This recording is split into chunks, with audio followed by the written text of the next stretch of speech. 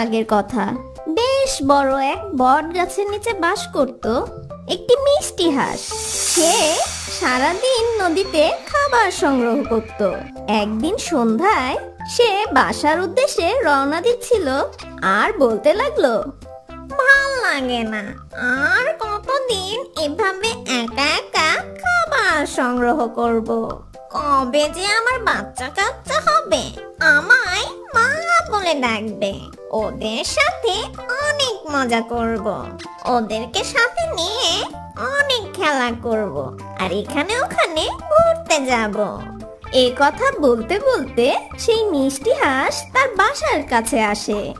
মা, আজ এত তাড়াতাড়ি বাসায় চলে এলাম। এইসব কথা ভাবতে ভাবতে কখন যে পথ ফুরিয়ে গেল টেরই পেলাম না। বেশ ক্লান্ত লাগছে, যাই এবার একটু বিশ্রাম নে। আর সেই মিষ্টি হাঁস এই কথা বলে ঘুমিয়ে পড়ে। আর পরের দিন সকালবেলা সেই মিষ্টি হাঁস ঘুম থেকে উঠে খাবারের সন্ধানে বেরিয়ে পড়ে। এভাবে চলে যায় বেশ কিছুদিন। সেই মিষ্টি হাঁস একদিন রাতে একটা ডিম পাড়ে। সে পরের দিন সকালবেলা ঘুম থেকে উঠে, বাহ, অনেক দিন পর এখন আমি আমার বাচ্চা কাচ্চার মুখ দেখতে পারবো। ভাবতেই আমার খুব আনন্দ হচ্ছে। কি নাদোষ নাদোষ একটা ডিম পেরেছি আমি। আচ্ছা, এই ডিমটা কি আমি এভাবেই রেখে যাব? যদি কেউ চুরি করে নিয়ে যায়? না, আমি আর কোথাও যাব না। কিন্তু আমি যদি বাড়ির বাইরে না যাই তাহলে খাবো কি? কি যে করি এখন? কিছু একটা দিয়ে এই ডিমটা ঢেকে রেখে যাই। সেই মিষ্টি হাঁস জঙ্গল থেকে একটি পাতা ছিঁড়ে এনে তার ডিমটা ঢেকে রাখে। ব্যাস, এবার হয়েছে। এখন আর কেউ জানতেই পারবে না এখানে কি আছে। যাই, এবার আমি নিশ্চিন্তে খাবার খুঁজতে যাই। আর সেই মিষ্টি হাঁস চলে যায় খাবার খুঁজতে। আর বেশ কিছুক্ষণ পর সন্ধ্যা নেমে যায় আর সে তার বাড়ি ফিরে আসে। আর সে বাড়ি ফিরে এসে পাতা সরিয়ে তার ডিম দেখতে থাকে। এই তো, আমার ডিমটা এখানেই আছে, কেউ দেখেনি। এখন আমি ঘুমিয়ে পড়ি। সেদিন রাতে মিষ্টি হাঁস আরেকটি ডিম পাড়ে। আর পরের দিন সকালে উঠে তার ডিমটা দেখতে থাকে। বাহ, আরেকটা ডিম। এখন আমি দুটো বাচ্চার মা। আহা, কি মজা! এভাবেই সে মিষ্টি হাঁস এক এক করে 4টা ডিম পাড়ে। একদিন সকালে নিয়ম মতন সেই মিষ্টি হাঁস তার ডিমগুলোকে পাতা দিয়ে ঢেকে খাবার খুঁজতে বের হয়। অন্যদিকে যাচ্ছিল একটি মিষ্টি রাজহাঁস। হঠাৎ সেই রাজহাঁস বুঝতে পারলো তার ডিম পাড়ার সময় হয়েছে। তখন সে আশেপাশে খুঁজতে লাগলো ডিম পাড়ার মতন কোনো জায়গা আছে কিনা। একটু দূরে বট গাছের নিচে সে দেখতে পেল ছোট্ট একটা বাসার মতন। ওই দূরে মনে হচ্ছে একটি বাসা আছে, যাই গিয়ে দেখি। এ কথা বলেই সেই রাজহাঁস ওই বাড়ির দিকে যায়। আর একটু এগোতেই সে দেখতে পায় একটা পাতি হাঁসের বাসা। আর সে বলতে লাগলো, সত্যি তো, এটা একটি পাতি হাঁসের বাসা, কিন্তু সে পাতা দিয়ে কি ঢেকে রেখেছে দেখি তো একটু। ও মা, এ তো দেখি ডিম। ঠিক আছে, তাহলে আমি এখানে ডিম পারি। যে কথা সেই কাজ। রাজহাঁস সেখানে বসে ডিম পাড়ে। তার ডিম পাড়া শেষ হলে আবার পাতা দিয়ে সেই ডিমগুলো ঢেকে রেখে যায়। তারপর সে সেখান থেকে চলে যায়। অন্যদিকে সেই মিষ্টি হাঁস খাবার খুঁজতে খুঁজতে অনেক দূরে চলে যায়। এই যা, আজ এত দূর চলে এলাম, বাসায় ফিরতে ফিরতে তো অনেক রাত হয়ে যাবে। না, অনেক খোঁজাখুঁজি হয়েছে, আর না, এবার বাসার দিকে রওনা দিতে হবে। সেই মিষ্টি হাঁস বাসায় ফিরতে ফিরতে অনেক রাত হয়ে যায়। অন্ধকার হওয়াতে পাতাগুলো সরিয়ে তার ডিমগুলো দেখতে পায় না, কিন্তু তার ডিম যে সেখানে আছে সে এটা বুঝতে পারে। ওই রাতে সে আরেকটা ডিম পারে।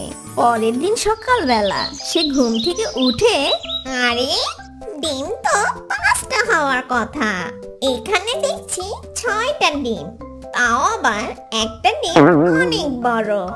এই বড় ডিমটা তো আগে দেখিনি। তাহলে কি রাতে এই ডিমটাই পেরেছি? রাতে এই ডিমটা সহ 5টা ডিম হওয়ার কথা, তাহলে 6টা ডিম হলো কি করে? নাকি আমার হিসাব করতে ভুল হয়ে গেছে?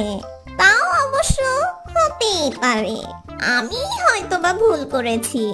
না হলে আমার বাসায় ডিম পাড়তে আসবে কে? থাক, যাই হোক, এই ডিমগুলোকে এখন আমি তা দেই। আর সেই মিষ্টি হাঁস ডিমগুলোকে তা দিতে থাকে। তারপর বেশ কিছুদিন পর সে ডিমগুলোকে তা দেওয়ার পর সবগুলো ডিম থেকে ছানা ফুটে বের হয়, শুধু ওই বড় ডিমটা ছাড়া। কি ব্যাপার, সব ডিমগুলো ফুটে তো ছানা বের হলো, এই বড় ডিমটা থেকে ছানা বের হচ্ছে না কেন? ও বুঝেছি, এটা বড় ডিম, এজন্য এটাকে বেশি তা দিতে হবে। সেই মিষ্টি হাঁস বড় ডিমটাকে তা দিতে থাকে। বেশ কিছুদিন পর সেই বড় ডিমটা ফুটে একটি মিষ্টি বাচ্চা বের হয়। সেই বাচ্চাটিকে দেখে মিষ্টি হাঁস বেশ চিন্তায় পড়ে যায়। তার বাচ্চাদের থেকে বড় ছিল সেই বাচ্চাটি। তার সব ছানা ছোট ছোট আর দেখতে ভারী মিষ্টি। সেই তুলনায় এই ছানাটা দেখতে বেশ কুৎসিত। আর সেই বাচ্চাগুলো আস্তে আস্তে বড় হতে থাকে, আর সেই বড় ছানাটাও বড় হয়। একদিন সেই মিষ্টি হাঁস চিন্তা করতে লাগলো, এই বাচ্চাটাকে মোটেও আমাদের মতন লাগে না, আমাদের সাথে কোনোভাবেই মিলে না, একে আমাদের সাথে নেওয়া যাবে না। এই বাচ্চারা, তোমরা সবাই এদিকে এসো। ছানারা সবাই তার মার কাছে চলে যায়।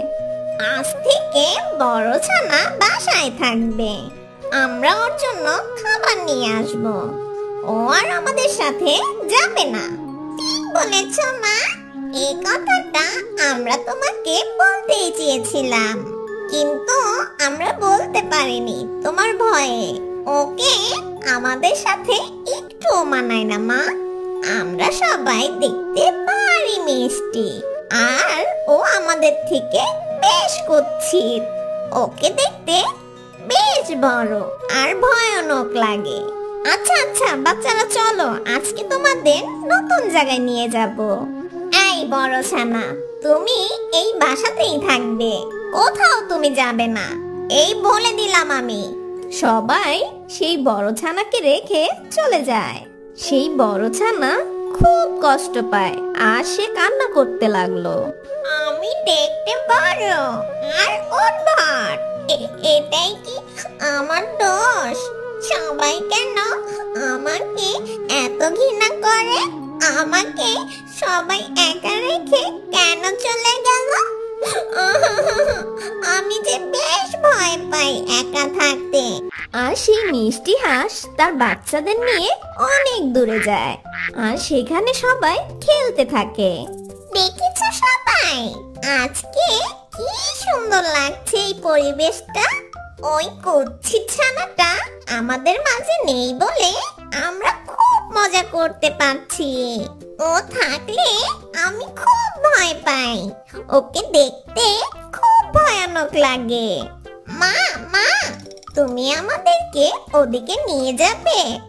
বাবা শুনো, ওদিকে আমি কোনো সময় যাইনি, ওদিকে গেলে যদি বিপদ হয়, তাছাড়া আজকে অনেক রাত হয়ে গেছে, চলো আমরা কালকে আবার আসবো।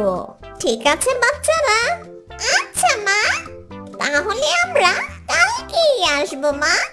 মা মা, কিন্তু কালকে ওই কুৎসিত বিশ্রী বাচ্চাটাকে নিয়ে আসবে না মা?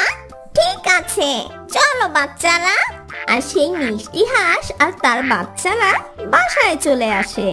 আর তারা বাসায় এসে দেখে সেই বড় বাচ্চাটি কান্না করছে। ওরে বাবা, তুমি খুব কষ্ট পেয়েছো না? আহারে, তোমার কত কষ্ট। মা, মা, আমার খুব ক্ষুধা পেয়েছে মা। এই যা, আমি তো ভুলেই গেছি। এই বাচ্চারা, তোমরা কেউ আমাকে মনে করে দিলে না কেন? এখন ওকে আমি কি খেতে দিব? আর এই পুরো রাতটা ওকে না খেয়ে থাকবে? মা, মা, একটা রাত কেউ না খেয়ে থাকলে মারা যাবে না। কাল সকালে আমরা ওর জন্য খাবার নিয়ে আসবো।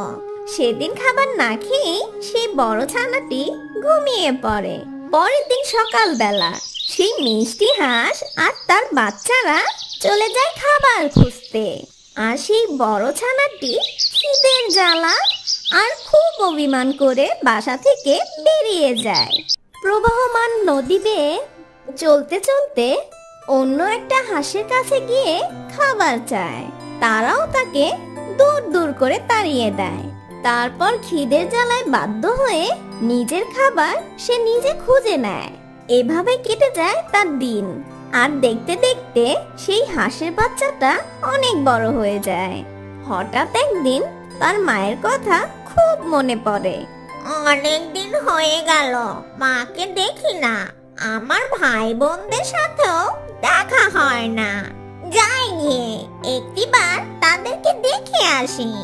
এখন আমি অনেক বড় হয়েছি। আমি দেখতে আর কুৎসিত নেই। তারা নিশ্চয় আমাকে দেখে আর ভয় পাবে না। আর আমাকে মা বকাবকিও করবে না। আর আমাকে বিশ্রী বলে বাড়ি থেকে তাড়িয়েও দিবে না। আর সেই বড় ছানাটি তার মায়ের খোঁজে বেরিয়ে পড়ে। পথ চলতে চলতে বেশ কিছুক্ষণ পর তার মায়ের বাসায় এসে পৌঁছায়। আর অন্যদিকে সেই মিষ্টি রাজহাঁস যে পাতিহাঁসের বাসায় ডিম পেড়েছিল, সে তার ছানাকে খুঁজতে সেই পাতিহাঁসের বাসায় পৌঁছায়। রাজহাঁসকে দেখে সেই মিষ্টি হাঁস বলে, আরে রাজহাঁস বোন, আপনি আমার বাসায়? এলাম, খুব জরুরি প্রয়োজনে আসতে হলো তোমার কাছে। মা, মা, দেখেছো এই কুৎসিত ছানাটা আবার আমাদের বাসায় এসেছে। আমরা তো ভেবেছি ও মারা গেছে। এই, ওর কি লজ্জা বলতে কিছু নেই?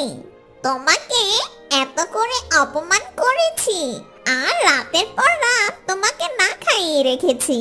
তারপরও তুমি বেহায়ার মতন আমাদের বাসায় এসেছো। কি তোমরা ওর উপর এত অত্যাচার করেছো? তোমরা এত পাষাণ? তবে শোনো, তোমরা এই বাচ্চা আমার। আমি একদিন খুব বিপদে তোমাদের বাসায় ডিমটা পেড়েছিলাম। সেই ডিম থেকে আমার এই ছোট্ট সুন্দর বাচ্চাটা বের হয়েছে। তাকে তোমরা এত কষ্ট দিয়েছো আর এত অত্যাচার করেছো, আমার ভাবতেই অবাক লাগছে। এই নিষ্পাপী মাসুম বাচ্চাকে কেউ এভাবে অত্যাচার করে? রাজহাঁস বোন, আমার অনেক ভুল হয়ে গেছে। তুমি আমাকে মাফ করে দাও। আর আমার এই ছোট্ট বাচ্চারা বুঝতে পারেনি। কোনোদিনও না। তোমাদের মতন এই পাতিহাঁসদের আমি কোনোদিনও মাফ করতে পারবো না। তোমরা এখনই এই জঙ্গল ছেড়ে বেরিয়ে যাও। তারপর সেই মিষ্টি পাতিহাঁস আর তার ছানারা সেখান থেকে চলে যায়। আর রাজহাঁস বেশ খুশিতে তার বাচ্চাটাকে নিয়ে তার বাড়ি চলে যায়।